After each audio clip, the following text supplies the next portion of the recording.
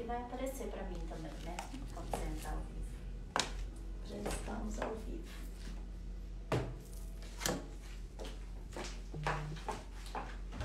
Oi, gente! Boa noite! Boa noite! Hoje o nosso cenário está diferente, entendeu? Infelizmente, eu falei que eu vou filmar para eles a casinha de boneca, para eles verem como é feito diversidade. Sim, não, mas eles, né? Que eles não sabem como que é a casinha de boneca. Porque não coube 3 cadeiras lá. Então eu tive que improvisar. Mas a felicidade que eles entraram aqui quando eles viram o quadro da Júlia já tá delicioso. Nós somos apaixonados por essas pinturas.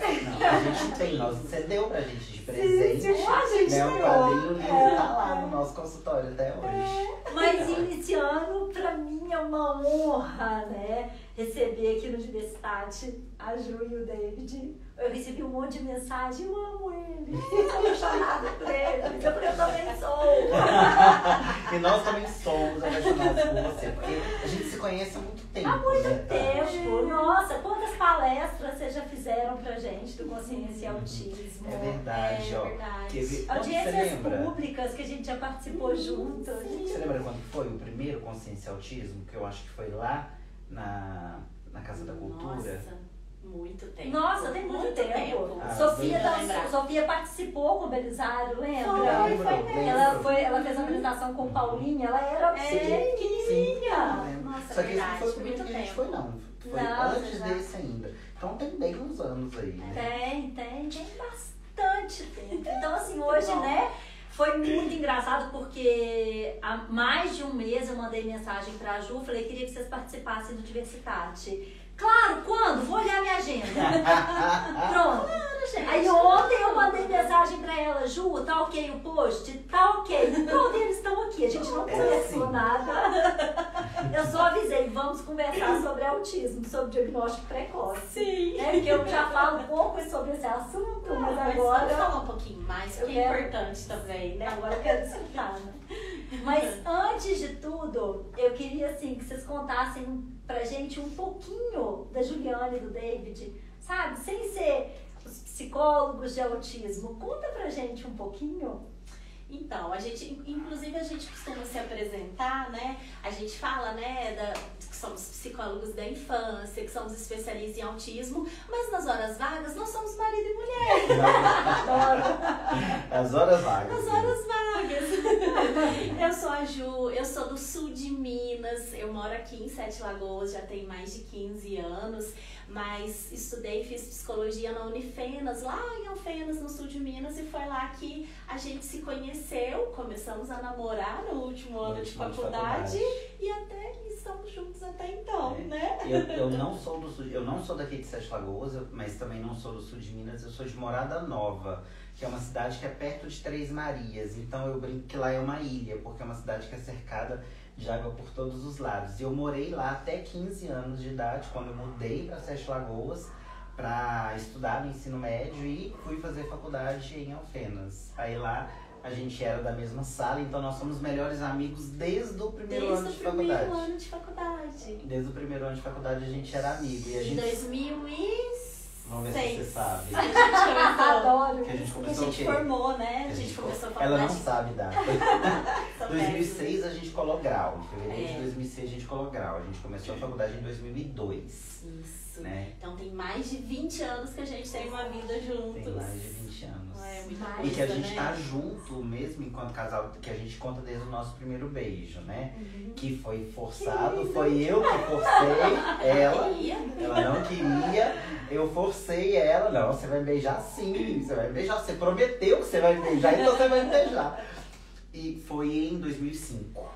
E ontem a gente escreveu sobre isso no nosso Instagram, que assim, a gente éramos 2 jovens namorados recém-formados que queriam uma vida juntos e que queríamos um emprego e trabalhar. E foi acontecendo tudo tão naturalmente na nossa vida, no sentido de a gente se juntando, e quando a gente começou a trabalhar com infância, a gente gosta das mesmas coisas, ao mesmo tempo a gente tem propósitos de vida muito parecidos, valores muito parecidos, e a gente estuda junto, a gente chora junto, a gente sofre junto, mas a gente se diverte muito junto também. Gente, então, assim, uma parceria de vida e de trabalho. Ontem, quando eu vi no Instagram deles que eles vão fazer o primeiro congresso internacional. Gente, que emoção! Vocês não têm noção, que felicidade! Que lindo vocês estarem em Portugal, né? Nossa, que fantástico! A gente Que conheceu, fantástico! são essas pessoas que a gente vai conhecendo na vida, né, Tati? Você, a própria Betânia também, então outras famílias aqui de Sete Lagoas que a gente vai conhecendo, e os profissionais também. Então a gente está no Instagram, e o autismo traz muitas pessoas bacanas para a nossa vida, sabe? E amigos pra vida Sim. também, não só colegas de profissão, mas também amigos pra vida que o autismo trouxe pra gente. Agora, Sete Lagoas tem um bichinho que pica a gente não consegue sair daqui, não tem, né? E você sabe que há alguns anos atrás a gente tava planejando mesmo mudar de Sete Lagoas. A gente ia voltar pro sul de Minas. Aí as coisas foram acontecendo aqui, o Cedim nasceu, né? E aí a gente... Eu tive uma pressão muito grande da família. Vem com Júlio e Sofia pra cá, você não vai dar conta. Aí eu falei, gente, eu não saio de Sete Lagoas. Tá, eu tomei água daqui. E aqui ficou, né? Não tem como sair. Sim. E eu queria saber de vocês o seguinte, como vocês resolveram seguir nessa carreira de psicólogos direcionado pro autismo? Onde nasceu? Aquele desespero de recém-formado que queria trabalhar, né? Que tinha que trabalhar de alguma forma. E aí a gente foi e começou a trabalhar na APAI. A Ju começou primeiro do que eu, né? Conta um pouquinho aí. Assim que a gente se formou, eu fui contratada na APAI da minha cidade. Então, assim, e eu era aquele tipo de pessoa que, tipo, trabalhar com pessoa com deficiência, toda preconceituosa, todo tipo assim, acho que eu não vou gostar de trabalhar com esses meninos diferentes, assim. Eu nunca tinha feito estágio na APAI. E na época da faculdade a gente tinha tido oportunidade. E aí meu primeiro emprego APAI, né? Preciso trabalhar e fui. E aí dali, minha filha, quando você tem o seu primeiro contato com uma pessoa com deficiência, ou você vai amar e vai querer isso o resto da sua vida, ou você vai falar, não, isso não é pra mim. Porque tem gente porque tem gente que ainda tem um capacitismo enraizado, que tem isso, que era isso que talvez eu tinha lá atrás também, né? Do tipo assim, era o desconhecido também, né? Então, assim,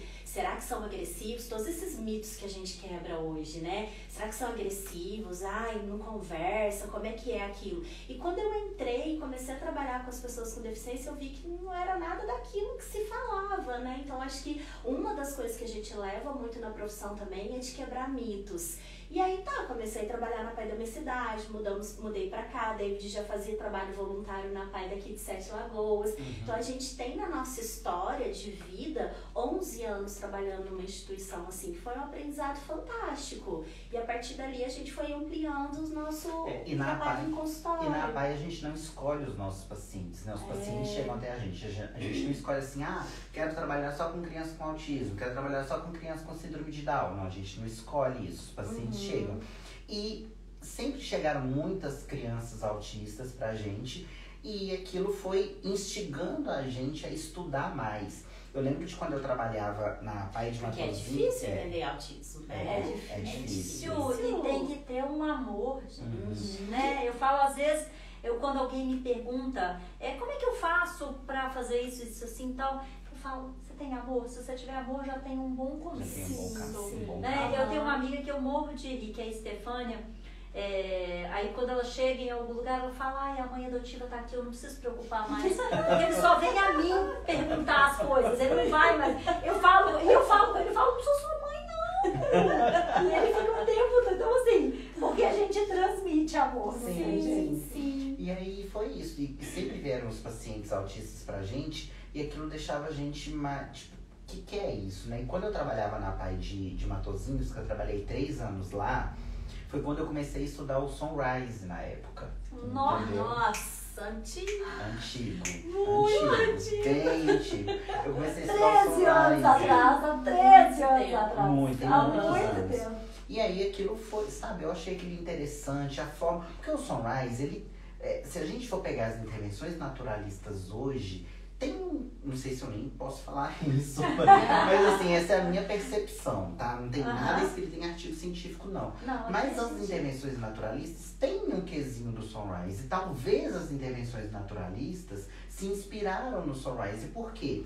É você estar ali com a criança, você olhar para o que ela está fazendo e fazer o que ela está fazendo também para você se conectar. É a busca da conexão com a criança. E esse é o grande aprendizado também pra gente trabalhar com qualquer criança autista, né? Então, quando o David fala isso, né, que e aí foi conhecendo mais do autismo, e aí o autismo também nos fisgou, porque com isso foram aparecendo mais crianças autistas na nossa vida. Eu acho que isso foi fazendo essa diferença. Porque quando a gente foi estudando mais sobre o autismo, entendendo mais sobre o autismo, esses pacientes foram, né, foram ganhando habilidades, a gente foi conversando com a família, então começaram, isso foi meio que natural, sabe? Gente, mas como as coisas mudam, né? Eu lembro lá atrás, quando eu comecei, que eu fiz curso para treinamento visual, coisa que a gente não faz mais hoje. Pegava no queixo da criança. Era a pipoca, a criança tinha que olhar pra pipoca e olhar pra gente. Olha! A ciência evoluiu muito. Mas hoje a gente ensina isso de uma forma natural. E tem algum caso específico que vocês falaram assim, né, que vocês podem compartilhar sem falar nome, claro, mas algum caso específico que falou assim, é isso que eu quero? Vocês lembram de algum caso específico do autismo? Tem um caso, não foi assim um caso que falou assim, é isso que eu quero, mas um caso que marcou muito a nossa trajetória profissional foi de uma criança que a Jo atendia aqui na APAE de Sete Lagoas, atendia ela e a Camila Fono, e tava num processo e eles, como é que foi? Vocês não estavam conseguindo muito uma conexão com ela, né? A gente precisava de ajuda, era uma criança muito grave, com muita necessidade de suporte. Autismo, e aí a gente, éramos eu e uma fono atendendo, e a gente foi pedir ajuda pra David. David trabalhava com música, então a gente buscando conexão com essa criança, né? E aí David vem ajudar a gente, vem fazer parte da equipe, e esse caso foi o caso mais grave que a gente teve, mas mais lindo também, de uma criança muito grave, de uma criança que a gente conseguiu conexão com ela. Era uma criança com deficiência intelectual também, num contexto social muito difícil, mas mas a gente conseguiu coisas muito lindas com ela. Como que é trabalhar um casal na mesma especialidade? E quais são os maiores desafios que vocês têm, assim, dentro dessa... Isso também foi algo que foi acontecendo, porque a gente trabalhava separados, assim, a Ju sempre trabalhou com psicoterapia, ela trabalhava com psicoterapia infantil. Eu trabalhava era só autismo. Nem era autismo, eu trabalhava com acupuntura. Então eu era acupunturista, eu sou acupunturista, tenho especialização em acupuntura e por muito tempo a acupuntura foi meu carro-chefe na profissão. Entendeu? Então, o meu consultório... ela sente muita dor. Ela sente muita dor. E eu trabalhei muitos anos com acupuntura. E eu fui conhecendo muita gente também. Eu trabalhava com acupuntura e trabalhava na APAE. Então, no consultório particular eu era acupunturista, na APAE eu era psicólogo. Sabe? Então, eu tinha essas duas profissões, vamos dizer assim. E aí na APAE foi quando a gente começou a trabalhar juntos mesmo. E assim, a gente fala que tem vantagens e desvantagens no trabalho junto. Porque assim, a vantagem é que a gente estuda junto, a gente pode fazer as mesmas formações. Atualmente, a gente está começando a dar uma separada em algumas formações, até pra gente oferecer mais serviços dentro da nossa clínica. E também para aproveitar a expertise de cada um. Sim, né? sim. Mas ao mesmo tempo tem dia que no consultório a gente nem se vê. David tá na sala dele atendendo os pacientes dele, eu tô na minha sala atendendo os meus, a gente se encontra na hora do almoço, na hora do café. O que tem de desafio, enquanto casal, né, é que a gente tem que tentar sair da nossa profissão quando a gente é marido e mulher. Então isso é um desafio. Não falar de trabalho, não falar dos nossos casos, não discutir caso de paciente quando a gente tá tomando um vinho, por exemplo, entendeu? Esse que é um muito desafio. difícil, deve ser muito difícil. Mas ao mesmo tempo é muito gostoso, porque a gente pode viajar junto para trabalhar, a gente estuda junto, então a gente viaja, trabalha, aproveita e tira uns dias para descansar também. Então a gente equilibra essas duas coisas, mas é um desafio mesmo não falar só disso. Durante todo esse tempo que vocês, né, que vocês trabalham com famílias de autistas, com autistas, tem alguma lição que vocês aprenderam? Tem alguma lição que vocês carregam? Muitas. Bastante. Muitas, mas eu acho que a que a gente mais aprendeu e que a gente tenta levar para os outros profissionais é da importância de entender que a família é nosso parceiro. Exatamente. Entendeu? Nós somos parceiros. Você é especialista no seu filho. Eu sou especialista nas teorias, nas técnicas, nas estratégias de ensino. A gente se complementa. E aí, se eu consigo te ensinar tudo que eu sei, você aplica isso 24 horas por dia na criança. Eu consigo empoderar pais quando eu estou ensinando técnicas, ensinando estratégias. Então, assim, acho que isso foi o que a gente mais aprendeu, assim, que a gente tem que ensinar muito. Foi um clique, assim. Eu lembro de alguns casos, né, das intervenções, que eu entrava para a sala com a criança e trabalhava ali com ela, e os pais ficavam na recepção esperando, e trabalhava ali com ela. Eu entregava essa criança para os pais no final do atendimento e falava: hoje a gente conseguiu isso, conseguimos aquilo outro. E aí, quando eu fazia reunião com os pais e aí mostrava para esses pais o que a gente tinha alcançado, eles falavam assim: nossa, mas eu não faço nada disso lá em casa, sabe? E aí aquilo foi me trazendo uma certa angústia, Tati, porque assim, que pai que não quer que o filho evolua?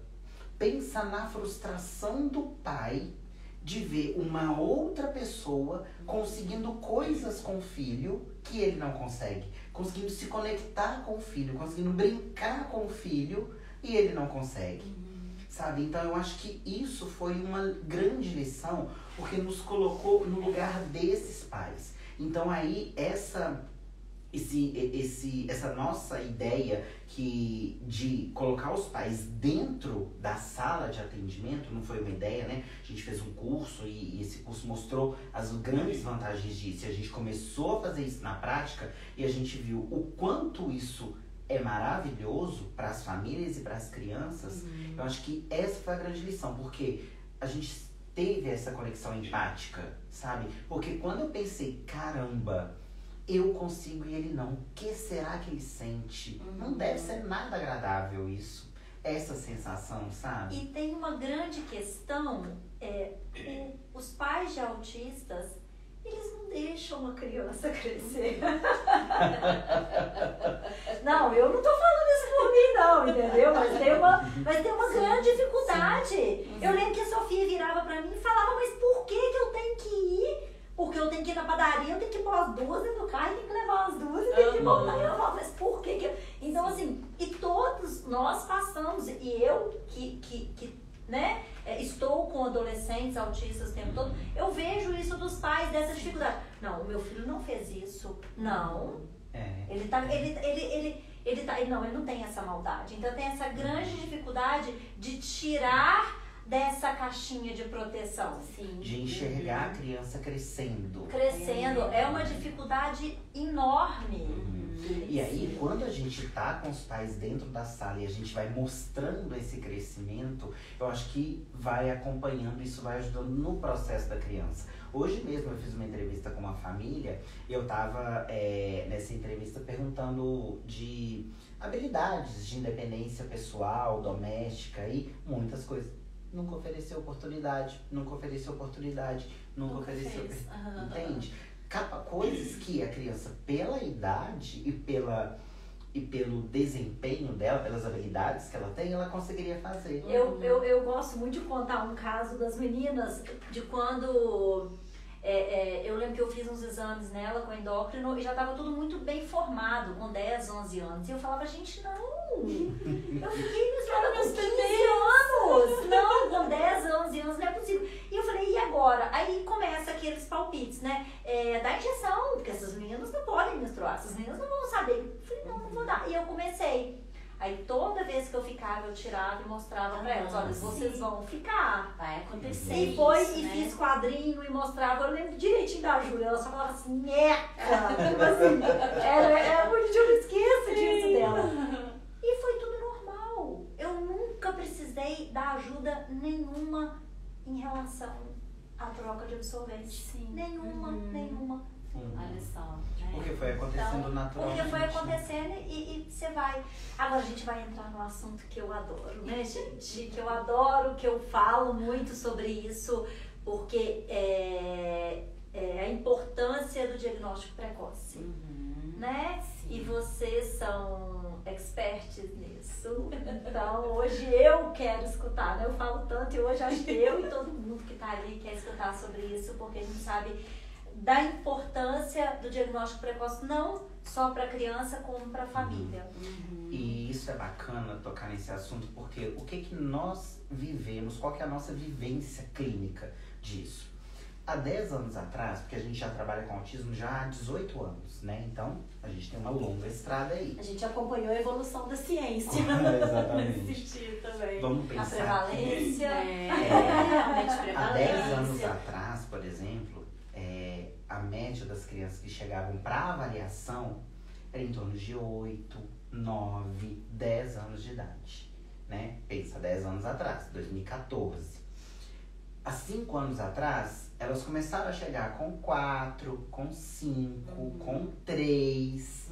Atualmente, as crianças têm chegado com 1,5, com 2.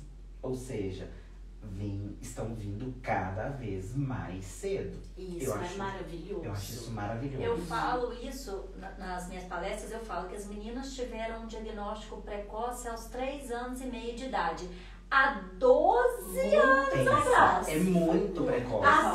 Mas há 12 anos, porque hoje não é mais um diagnóstico precoce, 3 anos e meio. Então, assim, para elas isso foi muito precoce. Foi muito. E um diferencial fantástico para a evolução delas, né? Que é isso, a gente fala muito, né, da importância do diagnóstico precoce, da intervenção precoce, porque isso muda a vida da criança. Isso vai prevenir 1 milhão de cascatas de prejuízos que vão acontecer lá na frente. Então a gente tem um transtorno que está invadindo o desenvolvimento, que vai trazer prejuízos, porque ele venha para isso, né? E quanto mais cedo isso é detectado, quanto mais cedo a gente entra com intervenções, a gente está mudando a arquitetura do cérebro dessa criança. Eu ia trazer a massinha para a massinha, gente, eu amo. Eu falo da massinha deles em toda palestra que eu falo, e eles não trouxeram a massinha deles. Deixa eu me defender. Pode se defender. Eu não tava sabendo dessa Tudo massinha. bem. Eu tenho problemas de memória. Eu não tava sabendo dessa massinha. Eu sou Mas, distraída, deixa mas eu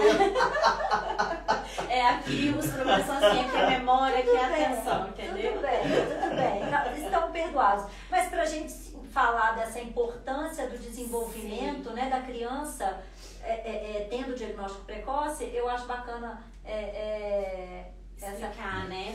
Gente, vamos usar a criatividade, vamos usar a imaginação. Não, e a Ju, ela explica muito bem isso, ela é maravilhosa nessa explicação. Então, vamos lá. Por que eu gosto de usar massinha, né? Imagina uma massinha de modelar. Quando a gente acaba de comprar ela é novinha, massinha, cheirosa, gostosa, né? A gente consegue fazer 1 milhão de coisas com essa massinha. Por quê? Ela tá novinha. Se eu deixo essa massinha, super maleável, se eu deixo essa massinha em algum lugar, se eu não tampo direito, se eu paro de usar ela vai endurecendo e ela vai ficando mais dura e mais difícil de manusear, de manipular ela. E aí a gente faz essa analogia da massinha com o cérebro. O cérebro, na primeira infância, ele é uma massinha de modelar novinha. Ele tá aberto a 1 milhão de experiências. Ele tem um potencial, que é o que a gente chama, né, de neuroplasticidade, que é esse poder que ele tem de criar novos caminhos, novas estruturas. A gente muda a arquitetura do cérebro com a intervenção precoce. Então a gente tem um cérebro ali que tá novinho, fresquinho para ser alimentado, assim como uma massinha, e a chance dele se desenvolver quando a gente começa cedo é muito maior. Quer dizer que a massinha dura, eu não vou conseguir mexer nela? Não, né? Então, uma criança que chega mais tarde para a intervenção ou para o diagnóstico, ela tem condição de evoluir. Só que essa evolução vai ser mais lenta, vai ser mais devagar, assim como nós adultos. Qualquer coisa nova que a gente vai aprender hoje é muito mais difícil do que se a gente tivesse aprendido enquanto criança, né? Um dia eu dei um exemplo de inglês, né? Coloca uma criança de 3 anos de idade na aula de inglês Junto com a gente entra na mesma época. Nós dois no mesmo nível de inglês. Em 1 ano, ela vai estar sabendo muito mais do que eu. Gente, a Júlia conversando inglês. Eu vi o vídeo dela cantando inglês. Agora, gente, olha essa doçura. Olha essa doçura pra você ter um diagnóstico. Agora, você imagina 12 anos atrás, você escutar simplesmente assim: olha, as suas filhas têm até os 6 anos para falarem. Se elas não falarem até os 6 anos, elas não vão falar mais. Se eu tivesse tido essa doçura toda aqui, eu tinha chorado 24 horas. Não tinha, entendeu? É duro, né? Não Mas você tinha. sabe que hoje em dia ainda existem profissionais que jogam para a família, né? A gente tem isso é um valor muito importante pra gente na avaliação diagnóstica, sabe, Tati? Dar essa notícia com cuidado para os pais, com muita empatia, porque a gente sabe que é difícil, ninguém quer ter um filho com deficiência, né? Então, assim, a gente, nas nossas sessões de devolutiva, que depois que a gente faz a avaliação, que a gente vai dar a notícia, é tão difícil para os pais quanto pra gente também, porque, assim, a gente tá se colocando ali no lugar deles, então a gente vê mão suada, voz trêmula, família que não tá conseguindo respirar, e a gente temos que dar notícia, temos que contar tudo que a gente viu, mas também mostrar as potencialidades daquela criança, mostrar caminhos para essa criança evoluir. Isso é muito importante. Mostrar caminhos, porque uma avaliação, ela não é só para o diagnóstico, não é? Porque vão ter famílias que vão chegar lá, as crianças vão ser avaliadas e a gente não vai conseguir fechar um diagnóstico. Mas e aí, a família vai embora para casa?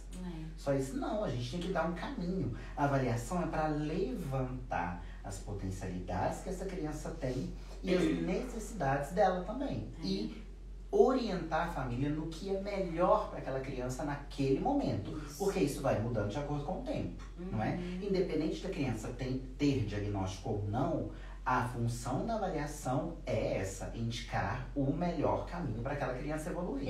Na realidade, eu brinco, né, com esse diagnóstico que eu recebi, mas assim, eu já fui, na realidade, já sabendo, né? Porque a minha briga, na realidade, era com o pediatra.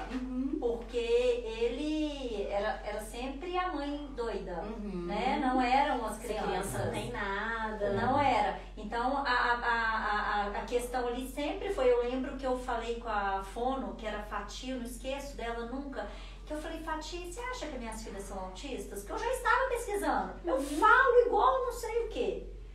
O pai delas também falava, as meninas, a fala não vinha, não tem alguma coisa, né? Você começa a pesquisar e fala: não tem. Aí ela olhou pra mim e ela falou assim: nunca ninguém me perguntou isso. A maior dificuldade que eu tenho, eu não esqueço disso. Ela falou: a maior dificuldade que eu tenho é de encaminhar para um psiquiatra. Mãe nunca me perguntou isso. Olha só. Se eu acho. Aí ela me indicou, eu fui. Na realidade, eu achava que era só a Sofia, que a Júlia não falava por causa da Sofia. E na realidade, hoje a Sofia e Júlia é grau 2. Eu não gosto de falar de grau, né? Mas assim, e foi, então assim, eu brinco com essa questão, mas a gente sempre acha que essa forma de falar, ela é muito mais leve. E sabe outra coisa, Tati? A gente aqui falando, né, de diagnóstico precoce, a gente valida muito o que as mães trazem, o que as famílias trazem, né? Porque muitas vezes a gente chega, né? Muitas famílias chegam lá pra gente encaminhada pelo médico, ou encaminhada pela escola, e muitas vezes quem encaminhou? A própria mãe fala, eu mesma. Tem alguma coisa diferente com essa criança, eu não sei o que é, mas a mãe sente, e a gente precisa validar isso. E isso é muito importante, porque muitos pais, eles escondem. Sim. Sabe uma frase que a Poliana Martins, do João, do Meu Bebê e Autismo, falou no podcast que me chamou a atenção essa frase. Intuição de mãe é ciência.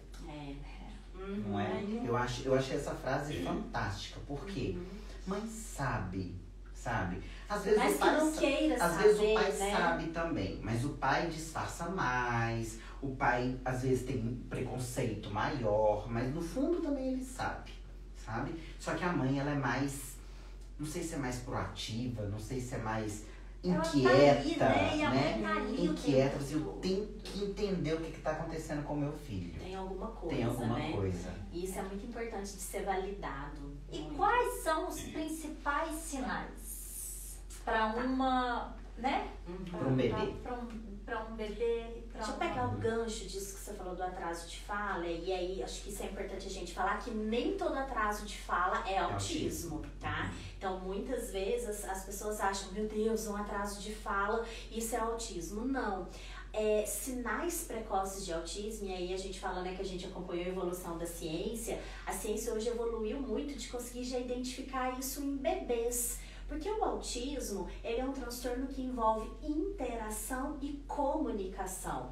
Os primeiros sinais vão envolver a questão da interação do bebê. Então, aquele bebê que não tem tanto sorriso social, aquele negócio que a gente faz com o bebê e a gente brinca e o bebê responde pra gente, o bebê ele já conversa com a gente, né? Ele faz um sonzinho, a gente faz, ele para, aí a gente para, ele faz. Essa troca de turno, muitas vezes um bebê autista, né? Uma pessoa autista, não vai ter esse tipo de troca, de reciprocidade. Não tem tanta qualidade, né? É o que a gente fala, o autismo não é tá ter ou não espectro, ter, né? Não é ter ou não ter, é a qualidade com que isso acontece. Sim. Então essas brincadeiras sociais que a gente faz com o bebê, se a gente for pensar na evolução, inclusive, da brincadeira da criança, que esse é um assunto que a gente estuda muito, porque nós trabalhamos brincando, eu acho que isso é uma das grandes vantagens. É verdade. Que com 6 meses de idade, essa brincadeira social, que é esse cadê achou, que é essa cosquinha na barriga, que é o serrador, isso são brincadeiras sociais. A criança, ela já responde a essas brincadeiras sem falar. Ela responde com sorriso, ela responde com olhar, ela responde pedindo, mas às vezes levando a mão para que o pai continue jogando ela para cima. Isso é comunicação, isso é interação social. E com 6 meses a criança já consegue fazer isso, sabe? Então, em algumas crianças a gente já consegue ver algumas falhas nessa interação social. E aí, sinais precoces vão envolver essa questão da interação social, habilidades deficitárias de imitação. É muito natural o bebê, a criança pequena, aprende a bater palma, faz coisas. Criança de 1 ano, às vezes pega a vassoura, vai varrer o chão. Pega um bebê, uma boneca e vai ninar, porque tá fazendo isso por imitação, né? Então, a gente aprende por imitação. A imitação da Júlia era perfeita. Olha só, tá vendo? Por isso que a gente achava que era só imediata? a Sofia. Sim, desenho, filme, ela copiava todos os filmes, dançava igual. Imitava você? Não, aí tem tem essa imitação espontânea. Aí o que você, muitas vezes você escuta o quê? Você dá tudo na mão, você faz tudo que ela quer. Muitas vezes nós escutamos isso, porque não tem a interação. Sim. Não tem. Porque o que acontece? Existe a imitação, às vezes, que é o que a gente chama de imitação tardia, que eu fiz agora, ou eu falei alguma coisa com você, eu fiz alguma coisa, pedi pra criança fazer, ela não fez. 10 minutos depois ela tá fazendo. Ou seja, não é que ela não sabe imitar, ela não usa da imitação como meio de interação. Entende? Então, isso a gente consegue ver muito no brincar. No brincar. Porque quando a criança imita o desenho, ela imita pra ela. Ela não imita pra... Mamãe, olha o que eu aprendi a fazer. Mamãe, olha, só você. Entende? Não então, faz. não a imitação interativa. Sabe? E com o desenho, ela tá interagindo com quem? Com a tela, com a televisão, com o objeto. Ela não tá interagindo com uma pessoa. Então, é onde a gente vê essas falhas aí. E aí, então, há questões que envolvem interação, que envolvem imitação, que envolvem comunicação. Então, é onde pode haver atraso de fala, mas nem toda criança autista vai apresentar atraso de fala. E aí eu gosto, deixa eu só te interromper, Ju. Eu gosto muito de falar isso, que o autismo não é um transtorno que afeta a fala. Ele é um transtorno que afeta a comunicação. Quando a gente vê uma criança com autismo que tem dificuldade para falar, o ato motor de falar, por trás tem algo motor, que pode ser uma apraxia, que pode ser um transtorno motor de fala, enfim, as fontes sabem falar isso melhor do que eu. Mas ele não afeta a fala. A fala é uma ferramenta da comunicação. Entende? Eu posso falar sem me comunicar. Olha só, isso aqui que David está fazendo, né? Usando muito de gestos e tudo mais.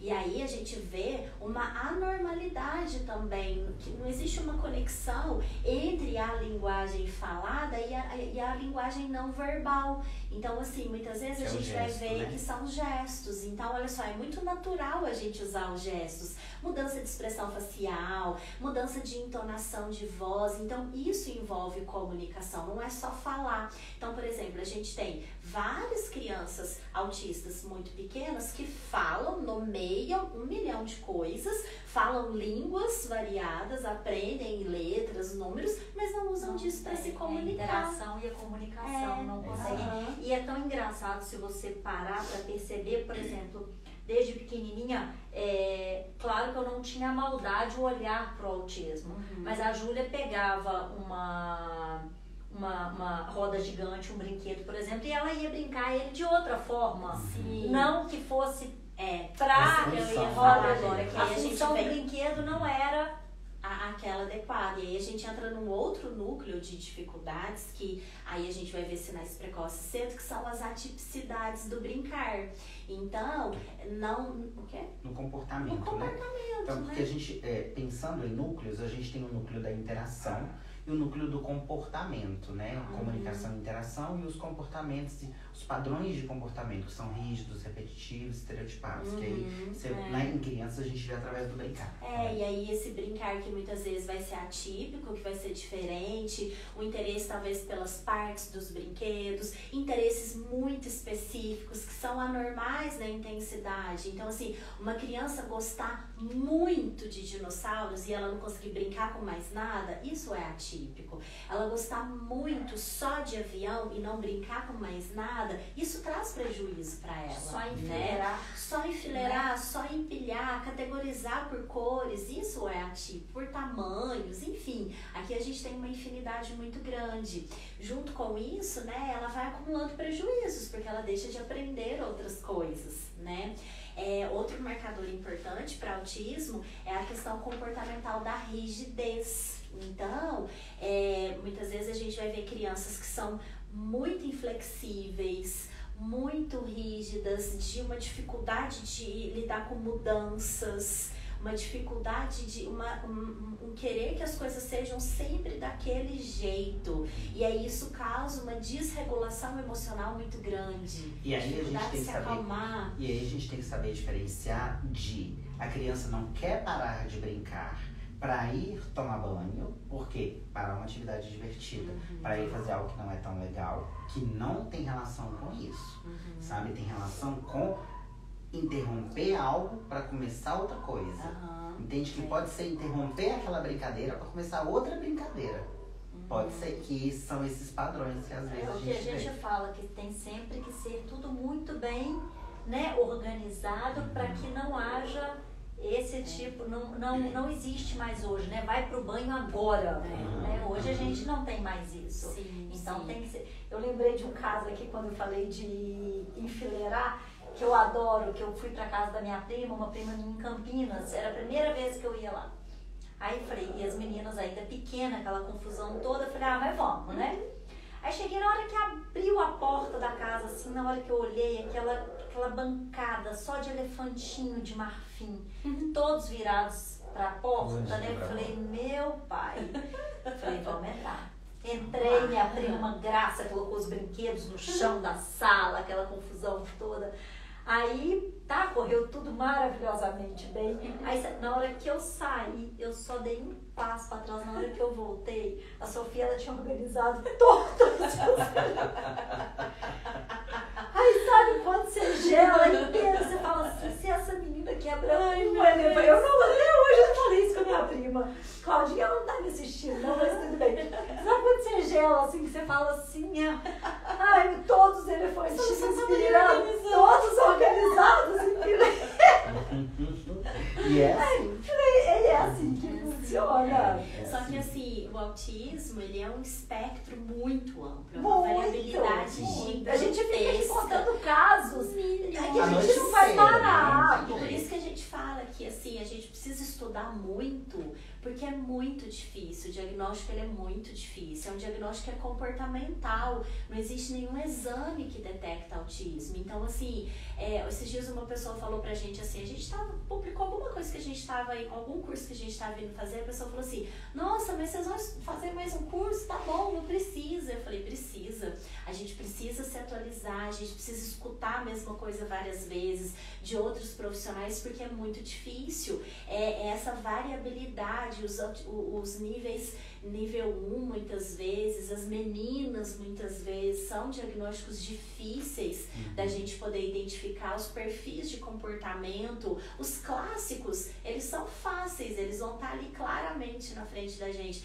mas essa variabilidade, ela é um desafio. Eu falo muito que esse 4-1 que a gente fala, né, de diagnóstico de meninos para menina, eu acho que tem muito disso, dessa dificuldade, sim, porque a menina ela é mais tímida, a menina ela é mais... Então é mais difícil a brincadeira, que é por onde a gente avalia também, né?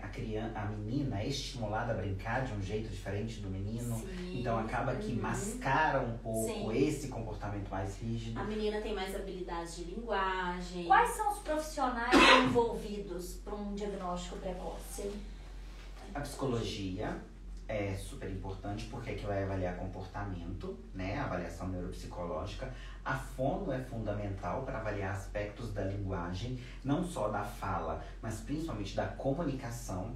E a terapia ocupacional. São os 3 pilares aí da avaliação para entender do perfil comportamental dessa criança. Por que a terapia ocupacional é importante? Porque a TO vai avaliar tanto os aspectos sensoriais, porque é um dos critérios que pode existir no autismo, a desregulação do processamento sensorial. Eu sempre falo essa palavra. Disfunção do processamento sensorial, eu sempre falo errado. Disfunção do processamento sensorial, que pode ser auditivo, pode ser tátil, pode ser vestibular. E aqui tem uma variabilidade imensa de apresentações. E pelas questões motoras também. Por quê? O que a ciência tem nos trazido? Crianças com autismo com um déficit motor significativo também. Então, são dos sinalizadores. Dos sinalizadores lá na infância. Sabe o que uma das coisas que já, né,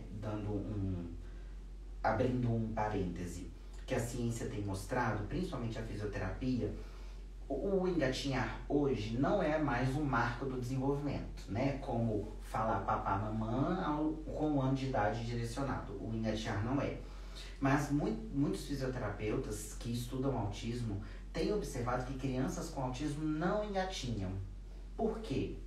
Porque o engatinhar exige uma destreza motora e uma sinergia, um planejamento motor muito complexo. Porque enquanto o seu joelho tá de um jeito, sua mão tem que estar de outra, para você não desequilibrar e cair. Então essa sinergia no engatinhar é muito mais complexa do que você dar 2 passos, que é caminhar. Olha só. Olha só. Entende? Não, isso vai ser engraçado, porque as meninas tiveram todos os marcos, gente, de rolar, engatinhar, andar. Esse eu não tive.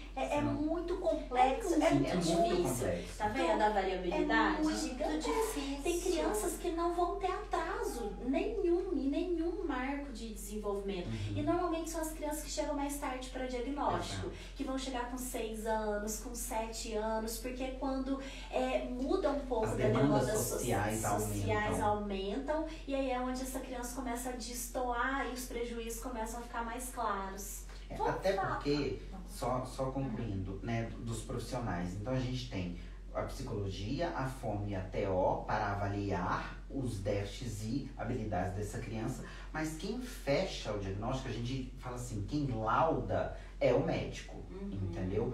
A função do médico também é importante para avaliar se existe alguma questão ali neurológica, comorbidades do TEA, isso é o médico que vai fazer, o neurologista, o psiquiatra, enfim. E isso é muito importante, porque simplesmente numa consulta, né, lá em Sorocaba, foi uma live que eu fiz com a psicopedagoga da AMAS, que é a Eliane, ela estava falando que ela faz parte de uma equipe da prefeitura que eles avaliam essa criança e aí sim passa para o médico dar o diagnóstico.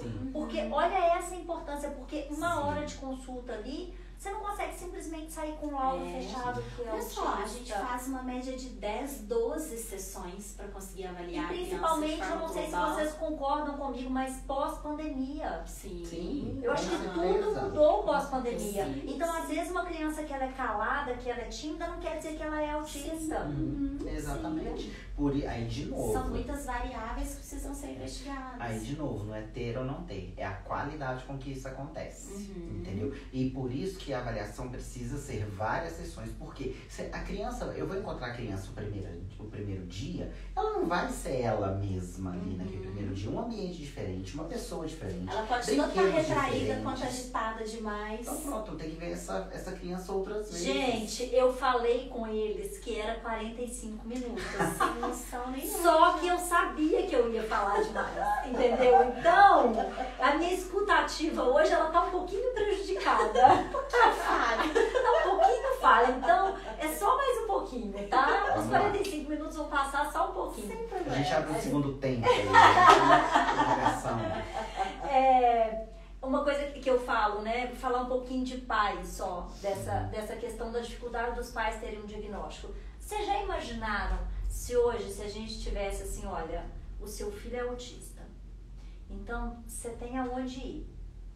Porque o que eu mais recebo de ligação é meu filho é autista e agora, o que eu faço? Então, vocês já imaginaram se esses pais fossem encaminhados, né? Olha, você é autista, eu tive um suporte que eu falo que eu acho que era direito de todo mundo ter. Sabe? Eu tive um suporte muito bacana. Com 3 anos e meio, as meninas tinham fono, psicopedagoga, terapeuta ocupacional e psicólogo pra mim. Dentro de uma instituição que é a AMAS. Então, assim, eu tive essa base, eu tive esse alicerce. Então, assim, qual é a maior dificuldade que vocês veem desses pais, dessa busca por tratamento para os filhos? Exatamente essa falta de qualificação de profissionais para trabalhar. Né? Hoje, todos os profissionais que trabalham com autismo estão com a agenda abarrotada. Por quê? Sim. Porque as crianças estão precisando de intervenção e os profissionais estão cheios de trabalho. E nós estamos falando de um lugar de muito privilégio, que nós estamos no serviço particular. No serviço público, a gente sabe que isso se arrasta. Se arrasta, né? Então, assim, a gente sabe que não temos espaços públicos com serviços ainda de qualidade e que consiga abarcar toda essa população que precisa de atendimento. Nosso sonho da vida é que toda criança pudesse ter atendimento. Ai, quantas Júlias e quantas Sofias. Ainda tenho muito a avançar com ela, claro. A gente sabe da dificuldade de amigos, né? As questões são muito delicadas. A Sofia tem um ouvido muito apurado para música, então ela não dá conta de ir para ambientes que tenha sertanejo, funk. Então isso dificulta as relações de amizade. Né? A Júlia tem as preferências dela, que é o pintar, que é o cavalo, que é... Então a gente não é fácil o dia a dia. Mas infelizmente... Sabe o que eu fico pensando também, Tati? É o seguinte, a gente tem essa falha aí no serviço público, por exemplo, dessas famílias políticas públicas. Não temos políticas públicas. Mas o que a gente tem? A gente tem as nossas redes sociais hoje, entendeu? Então, assim, a criança não precisa de um diagnóstico para ela iniciar uma intervenção. Intervenção, principalmente a intervenção precoce, não tem contraindicação. Entende? Essa família não tem dinheiro para pagar um terapeuta particular. Vão para a internet, então, porque tem muito profissional que ajuda, que ensina. Tenho certeza que essa live que não aqui... substitui uma intervenção. Exatamente, né? mas é melhor fazer alguma coisa ali do que não fazer nada. Sim, porque ajuda, você vai pro banho, leva os brinquedos coloridos. Ali no banho você consegue ensinar as cores. Você consegue, né? Então você tem muita dica que você pode pegar através de lives, através de conversas gratuito que tem na internet, né? Sim. Eu acho que isso é para os pais, isso é para aquele professor que chegou uma criança com autismo ali dentro da sala e ele, peraí, eu não sei o que eu faço. Vamos buscar, tem conhecimento gratuito aí. Porque esse é um outro parêntese que dá assunto para uma outra live. Políticas públicas em relação à capacitação de profissionais. E falar de escola também, que é uma coisa para uma outra live, para um outro dia. Que gente, eu acho que eles estão me prometendo voltar. Eu acho. A gente volta. Eu tive que pular umas 3 páginas de pergunta aqui que eu vou me direcionando, mas eu só queria... que vocês falassem que é uma coisa que eu falo muito, vocês sabem disso, que essa tecla a gente bate muito, não é à toa que, né, o nosso grupo chama Consciência e Autismo. Então, assim, da importância da conscientização. Eu queria que vocês falassem um pouquinho disso. Sim.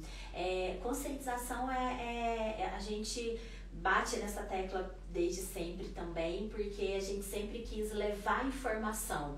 Quando a gente leva informação, a gente conscientiza, né? Então, assim, quando a gente explica o que é autismo, que autismo não é aquele menino que se isola, não é um menino agressivo, não é um menino que bate, né? Então, assim, autismo é um transtorno que traz dificuldades, que traz prejuízos, mas que também é um ser humano, é uma pessoa como qualquer um de nós que funciona diferente, né? E que a gente precisa aprender a respeitar, que a gente precisa, olha só, quando você fala das meninas, né? Cada uma com o seu perfil e tá tudo certo, né? Olha essa potencialidade aqui, né? Então, assim, e a gente precisa aprender a enxergar potência nesses indivíduos também, né? Então, assim, quando a gente fala das coisas boas do autismo também, porque eles têm um cérebro que muitas vezes a gente não vai nem chegar perto de potencialidades e de habilidades, a gente também tá levando conscientização para as pessoas, né? E conscientizar pais,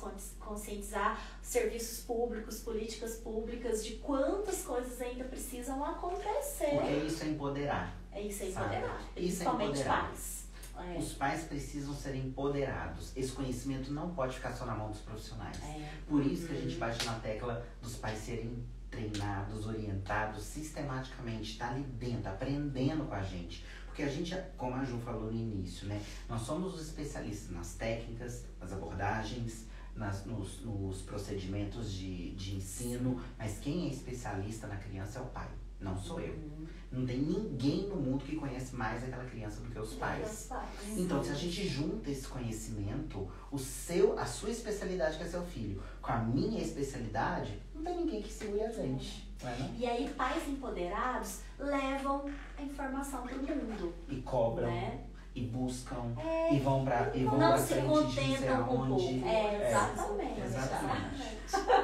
Mas não se contentam com pouco, né? E acho que é isso que a gente precisa, desses pais que vamos à luta, nossos filhos têm direitos, né?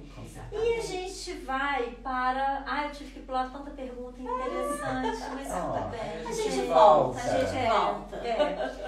É que eu tenho que fazer um bate-bola, né? Bora lá. Claro, Gente, pra quem não segue os dois, por favor, sigam Porque todos os dias de manhã eles dançam. E eu amo isso, entendeu?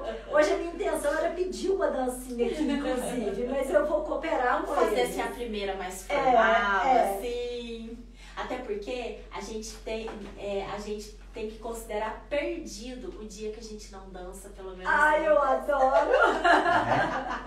Não, tá. Então vai levantar a mão quem for responder, ok? Tá bom. Tá.